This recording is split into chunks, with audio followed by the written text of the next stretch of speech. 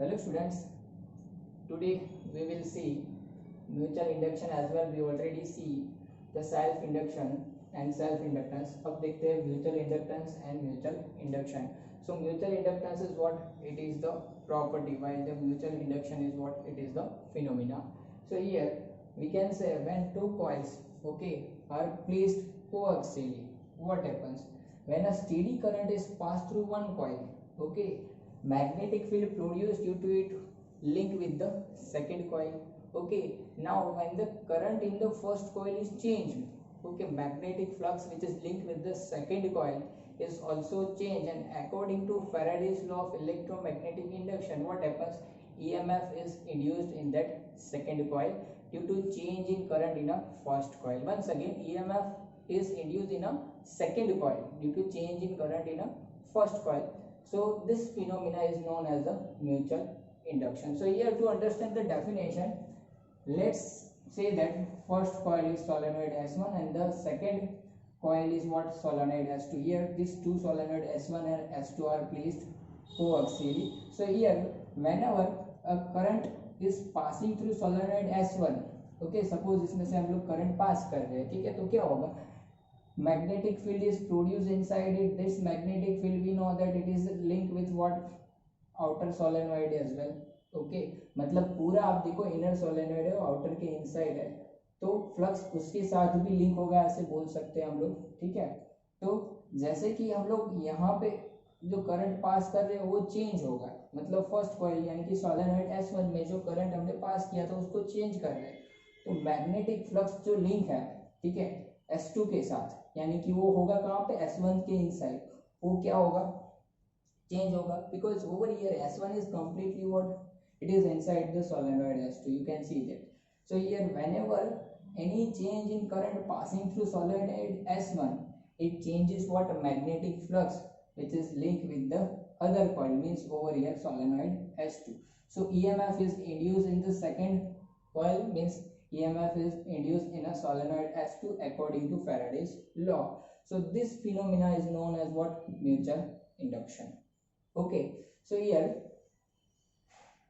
we are considering that the two solenoids S1 and S2 are placed coaxially to find the equation of mutual inductance. So consider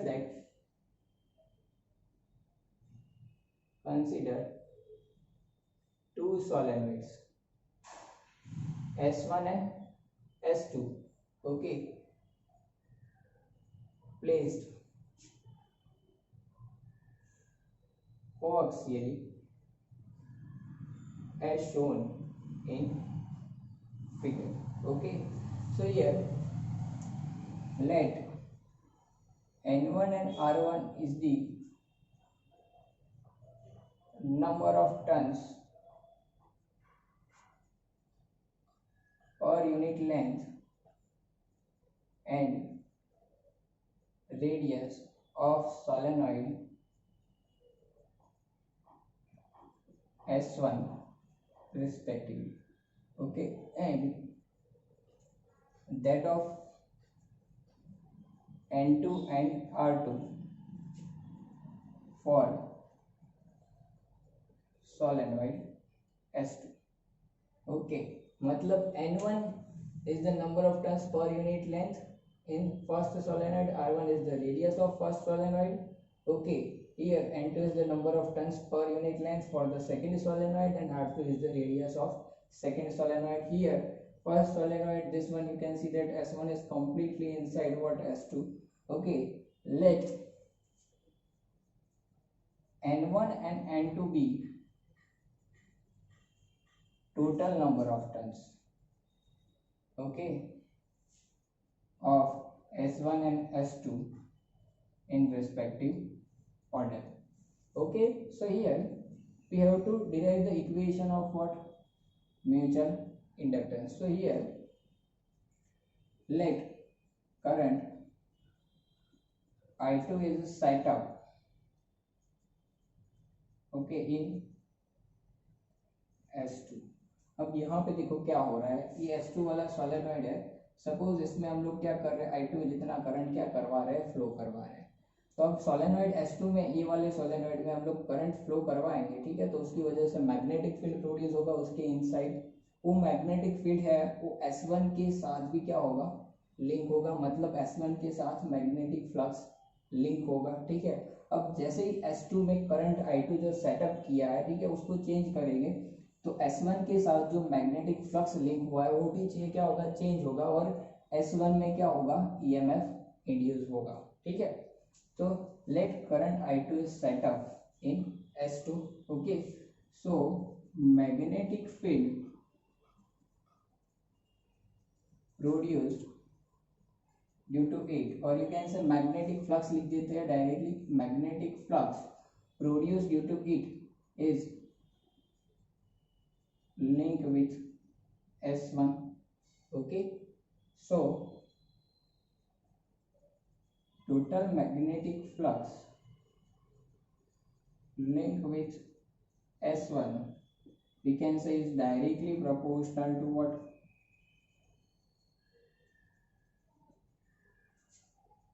current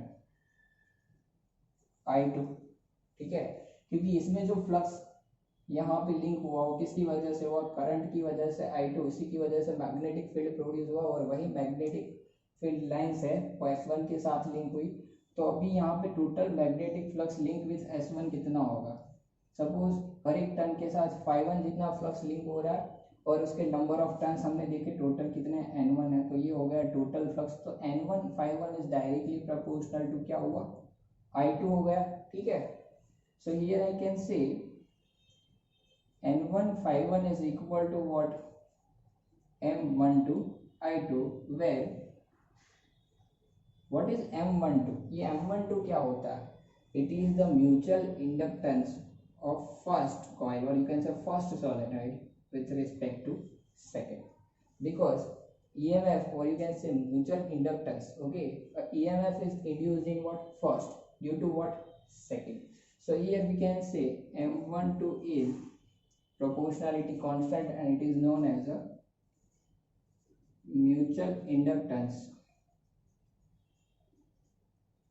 okay, of S1 with respect to what, S2 over here, okay। सो अब देखो इसको मैं बोल देता हूँ equation number 1, ठीक है। अब यहाँ से M12 को अगर सब्जेक्ट बनाएंगे तो क्या होगा, सो M12 इज इक्वल टू क्या होगा, N1 बाई क्या हो गया, I2, ठीक है। चलो तो अगर मुझे यहाँ से डेफिनेशन लिखनी है म्यूचुअल इंडक्टेंस की तो क्या लिख सकते, so mutual inductance of first solenoid, you can say first coil with respect to second is measure of change in flux in a first coil per unit change in current in a second coil, okay, or you can say solenoid. So here mutual inductance of S1 with respect to S2 is defined as measure of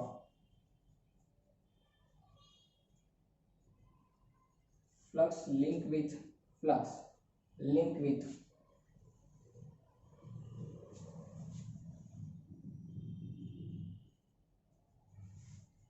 S1 per unit current in S2, because I2 is current in a solenoid S2, okay। Here once again, here value of M12, it is a mutual inductance, so its values depends on the same parameter as self inductance depends। so self inductance हमने देखा था वो किसके ऊपर depend करता है, shape and size of coil, ठीक है, मतलब एरिया, लेंथ। दूसरा देखा था नंबर ऑफ टर्न्स, ओके, और हमने देखा था किसके ऊपर डिपेंड करता है, property of medium inside the coil. तो same over here I can say the value of M12 depends on what, shape and size of coil, depends on number of turns and property of a medium, okay, inside the solenoid over here. So M12 once again, M12 depends on first shape and size of coil, second number of turns, third property of medium. Okay, it depends on what property of medium. So over here, now let's see how this m12 depends on this three parameter. Okay, तो हमारे पास m12 का equation क्या है, n151 divide by I2. ठीक है, so here flux link with S1 is what, n151. चलो तो n151 क्या है ये डिराइव कर लेते हैं. n1 is what, number of turns. Okay, अब हमने बोला स्मॉल n1 क्या है, स्मॉल n1 क्या है, number of turns per unit length. तो मैं बोल सकता हूँ n1 क्या होगा, n1 इंटू एल होगा.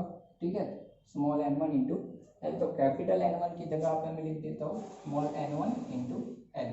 अब φ1 क्या होता है, फाई हमने देखा है क्या होता है, मैग्नेटिक फील्ड इंटू एरिया. ठीक है, अब देखो मैग्नेटिक फील्ड किसका है यहाँ पे, किसमें कॉइल, कौन सी कॉइल में हमें करंट सेटअप करवाया, ऑब्वियसली S2 में, उसका मैग्नेटिक फील्ड है. ठीक है, मैग्नेटिक फील्ड किसका है, सेकेंड सोलेनोइड का. ठीक है, और कितने यहाँ पे लिंक किसके साथ हुआ, देखो आपको म्यूचुअल इंडक्टेंस किसका फाइंड आउट करना है. ठीक है, 1 का विथ रिस्पेक्ट टू. तो मैग्नेटिक फील्ड किसका लूंगा, 2 का. किसके साथ म्यूचुअल इंडक्टेंस लिंक हो गिन सकते हो, गिन रहे हो सोलेनोइड S1 के साथ, तो एरिया होगा E1.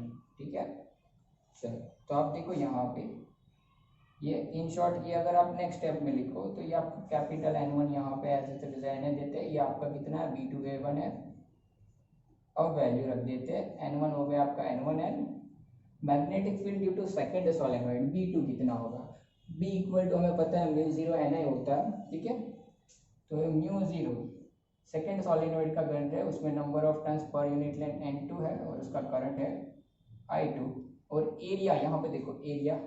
ठीक है, एरिया किसका, किसके साथ गिन रहे हो, इनसाइड सोलेनोइड के साथ. उसका देखो रेडियस हमने कितना कंसीडर किया, R1, तो उसका एरिया कितना होगा पाई R1 स्क्वायर. तो यहाँ पे मैं ले लेता हूँ पाई R1 स्क्वायर.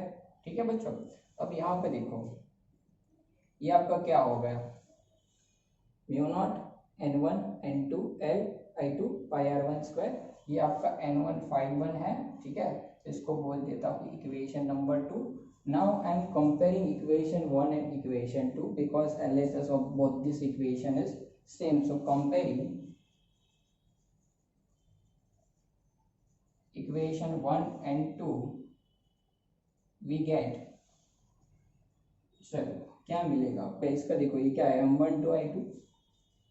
तो ये M12 I2 is equal to यहाँ पे क्या है, देखो आपके पास μ0 N1 N2 L into I2 into pi R1 square. देखो I2 आपका कैंसिल हो गया, तो M12 का इक्वेशन क्या मिला, μ0 N1 N2 okay L as it is pi R1 square. अब देखो ये आपका म्यूचुअल इंडक्टेंस का एक इक्वेशन हो गया. ठीक है, यहाँ से मैं बोल सकता हूँ depends on what, number of turns, shape and size of coil, as well as μ0 indicates that depends on what property of medium. But यहाँ पे यही इक्वेशन अगर मुझे टोटल नंबर ऑफ टर्न्स की रिस्पेक्ट में चाहिए तो क्या मिलेगा, देखो μ0 N1 क्या होता है N1 बाई L, N2 क्या होता है N2 बाई L. ये क्या रहा है यहाँ पे पाई R1 स्क्वायर. ठीक है, तो यहाँ पे देखो एक L कैंसिल हो जाएगा, आपका क्या बचा μ0 N1 N2 पाई R1 स्क्वायर और डिनोमिनेटर में एक L बच गया. तो ये भी आपका क्या हो गया, म्यूचुअल इंडक्टेंस का इक्वेशन हो गया. ठीक है, अब यहाँ पे देखो ये हमने कंसीडर किया था कि I2 में करंट सेटअप करवा रहे, उसकी वजह से फ्लक्स जो है वो S1 में, मतलब I2 करंट S2 में सेटअप करवाने पे फ्लक्स लिंक जो हो रहा है वो S1 में कितना था N151, और S1 का म्यूचुअल इंडक्टेंस हमने गिन लिया कितना आया M12. ठीक है, अब अगर इसका रिवर्स फिनोमिना देखते हैं तो क्या होता है. ठीक है, कि सपोज मैं यहाँ पे क्या कर रहा हूँ कि मैं इनसाइड जो सोलेनोइड है S1 उसमें मैं अगर करंट सेटअप करवाता और उसकी वजह से जो फ्लक्स लिंक होता है, ठीक है, आउटर सोलेनोइड यानी कि S2 के साथ, वो कितना होता है. और मैं गिनूंगा कि अगर मैं I1 चेंज करवाऊंगा इनसाइड सोलेनोइड के करंट तो आउटर सोलेनोइड के साथ फ्लक्स है वो क्या होगा, चेंज होगा, और आउटर सोलेनोइड में S2 में क्या होगा, EMF इंड्यूस होगा, और इसका इक्वेशन कितना होता है वो हम लोग यहाँ पे गिनेंगे। ठीक है, चलो तो बच्चों यहाँ पे देखो, यहाँ तक का आपका कंसेप्ट पूरा सेम है। ठीक है, तो यहाँ से वो केस हम लोग दोबारा गिन लेते हैं।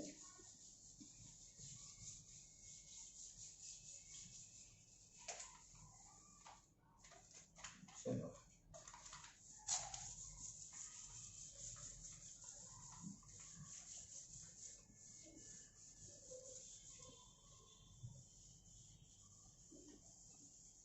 ओके बच्चों, चलो आप यहाँ पे देखो, यहाँ पे मैं कंसीडर करता हूँ कि let current I1 is set up in solenoid S1, so flux link with solenoid S2 is कितना होगा। अब देखो उसकी टोटल नंबर ऑफ टर्न्स हमने ले लिए, N2 है, तो टोटल फ्लक्स लिंक है वो कितना होगा, N2 ∅2 होगा, and that is directly proportional to what, क्या होगा, करंट U21, क्योंकि I1 सेट में अगर आप सोलेनोइड S1 में करंट आप I1 जितना पास कर रहे हो स्टेडी करंट, तब क्या हो रहा है, फ्लक्स जो है उसका जो मैग्नेटिक फील्ड प्रोड्यूस हुआ उसकी वजह से जो फ्लक्स है वो S2 के साथ लिंक होगा, और ये N2 और ∅2 होगा, तो N2 ∅2 इज प्रोपोर्शनल क्या होगा, I1 होगा। सो यहाँ पे लिख सकते हैं N2 ∅2 is equal to what, M21 I1। ठीक है, तो यहाँ से अगर इसको इक्वेशन नंबर 1 बोल देते हैं, और अगर M21 को सब्जेक्ट बनाएंगे तो क्या होगा, N2 ∅2 by I1 हो जाएगा। So we can say mutual inductance of second coil with respect to first, or you can say mutual inductance of S2 with respect to S1 is equal to what, change in flux in a second coil in a S2 per unit current in what coil, or you can say per unit current in solenoid S1 coil 1। so here ये हो गया आपका M21 का formula. इसको क्या लिखेंगे हम लोग, बोलेंगे इसको mutual inductance of solenoid S2 with respect to S1, and over here value of this M21 is depends on that three parameter, means what, parameter number 1 क्या था, number of turns, second था shape and size of coil, and third the property of medium, तो इसकी value भी उसी तीनों के ऊपर डिपेंड करती है। ठीक है, चलो तो अभी हमें M21 का फॉर्मूला निकालना है। तो यहाँ पे देखो M21 का फॉर्मूला क्या है, यहाँ पे N2 ∅2 by I1 है, ठीक है, ये आपका इक्वेशन 1 है। So total flux link with S2 गिन लेते हैं। तो देखो कैसे गिनेंगे, ये वाला बहुत ही इंपॉर्टेंट है, it is very very important, याद रखना। ये N2 ∅2, तो देखो N2 as it is ∅2 flux, ये क्या होता है, B इंटू टी। अब देखो यहाँ पे ये बहुत ही इंटरेस्टिंग है, क्योंकि करंट आपने I1 में सेटअप किया है, तो यहाँ पे मैग्नेटिक फील्ड किसका होगा, सोलेनोइड S1 का होगा, जो किसके साथ लिंक कर रहा है, सोलेनोइड S2 के साथ। अभी बात आती है एरिया की, एरिया कौन सा लेंगे सर, हम लोग S2 का म्यूचुअल इंडक्टेंस गिन रहे हैं, तो ऑब्वियसली एरिया S2 का लेना चाहिए, लेकिन नहीं, ऐसा बिल्कुल नहीं करना है। क्यों, अब देखो यहाँ पे इसको अगर मैं क्रॉस सेक्शन व्यू यहाँ से ड्रॉ करूँ, ठीक है, तो आपको कुछ ये क्रॉस सेक्शन ऐसा दिखेगा, ये आपका S1 है, ये आपका S2, ठीक है। अभी आपने क्या किया है, यहाँ पे S1 में करंट फ्लो करवाया, उसके इनसाइड मैग्नेटिक फील्ड है, ठीक है, मतलब यहाँ पे मैग्नेटिक फील्ड होगा ऑब्वियसली। चलो ये ऐसे जा रहा है, आपको यहाँ पे ऐसे मैग्नेटिक फील्ड दिख रहा है ये सब रीजन में, इसमें हम लोग इनसाइड आउटसाइड नहीं लेंगे, क्योंकि ये आप यहाँ से देख रहे हो, सपोज ये आपका मैग्नेटिक फील्ड है, ऐसे जा रहा है इस तरफ, मतलब आप जहाँ से देख रहे हो उस तरफ अंदर की तरफ आ रहा है, तो मैं इसको क्रॉस साइन से डिनोट कर देता हूँ। अगर अंदर की तरफ जा रहा है, आपको अंदर की तरफ जाता हुआ दिख रहा है ऐसे, तो क्रॉस साइन, ऐसे आपकी तरफ आ रहा है तो डॉट साइन से, तो मैं यहाँ से देख रहा हूँ, अगर मेरी तरफ इस तरफ जा रहा है तो डॉट साइन से मैं इसको डिनोट कर रहा हूँ, ठीक है। चलो तो आप देखो, हमने चैप्टर नंबर 4 में देखा था कि इनसाइड सोलेनोइड के इनसाइड मैग्नेटिक फील्ड क्या होता है, यूनिफॉर्म होता है, स्ट्रांग होता है, ठीक है, लेकिन आउटसाइड क्या होता है, नॉन यूनिफॉर्म होता है, वेरी वीक होता है, ये भी दिखा, लाइकली टू बी नेग्लिजिबल, तो आउटसाइड कितना होता है, 0 होता है, ठीक है। मतलब इसका जो फ्लक्स है, ठीक है, इसकी जो मैग्नेटिक फील्ड लाइन से आउटसाइड जो है वो क्या होगा, मैग्नेटिक फील्ड एकदम negligible, likely to be zero. मतलब सिर्फ और सिर्फ किसके इनसाइड इसमें लिंक हो रहा है। तो सर हम लोग कैसे बोल सकते हैं कि flux link with solenoid S2, because the solenoid S1 is completely inside solenoid S2। मतलब S1 के इनसाइड मैग्नेटिक फील्ड में कुछ चेंज हो रहा हो, मतलब S2 के इनसाइड है वो, तो उसमें चेंज हो रहा है, वही बोलेंगे हम लोग, ठीक है। सो यहाँ पे N2 phi 2 के लिए यहाँ पे देखो एरिया किसका लेंगे, एरिया लेंगे A1 का, इसका, ठीक है। वंस अगेन ये बहुत ही इंपॉर्टेंट है, क्योंकि जैसे कि आउटसाइड सोलेनोइड के outside magnetic field non uniform होता है, वेरी वीक होता है, नेग्लिजिबल होता है।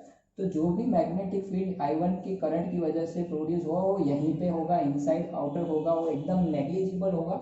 मतलब फ्लक्स लिंक जो आउटर सोलेनोइड S2 के साथ हो रहे हैं ऑलमोस्ट क्या होगा, नेग्लिजिबल। लेकिन ऐसा कैसे बोल सकते हैं हम सर, क्योंकि हमें नेग्लिजिबल नहीं लेना है, तो ऐसा हम लोग नहीं बोलेंगे, क्योंकि यहाँ पे देखो S1 is completely inside solenoid S2, तो जो भी फ्लक्स इसके साथ लिंक है, इसके इनसाइड है, वो मतलब बोलेंगे कि इसके साथ S2 के इनसाइड है, इसलिए हम लोग गिन रहे हैं flux link with S2।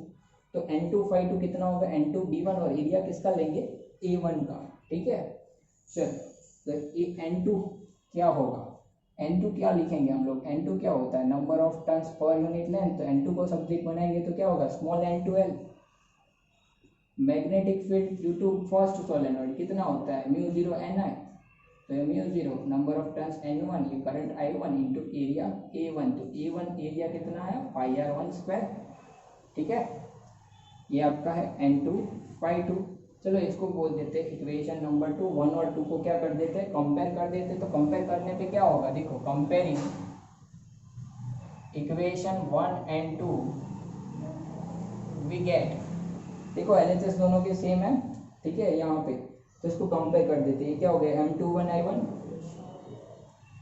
M21 I1 that is equal to, आप देखो ये इसका LHS, ये क्या हो गया, μ0 n1 n2 l I1 μ0 n1 n2 l I1 into क्या है, पाई r1 स्क्वायर। तो ये I1 आपका कैंसिल हो जाएगा, क्या बचता है, M21 is equal to μ0 n1 n2 l pi r1 square. तो आप ये M21 और M12 का फॉर्मूला देखो, ये तो क्या आया, कंप्लीटली क्या आया, सेम आया। तो मैं यहाँ से बोल सकता हूँ कि therefore M12 is equal to क्या होता है, M21 होता है। सो यहाँ से बोलेंगे therefore M12 is equal to M21 is equal to M. This is called reciprocity theorem. It means mutual inductance linked with the first coil due to second is same as what mutual inductance linked with the second coil due to first. Okay, now let's derive the equation of induced EMF. Okay, so mutually induced EMF का equation चाहिए, तो according to Faraday's law mutually induced EMF का equation क्या बनेगा, epsilon is equal to minus d by d t of what, n5।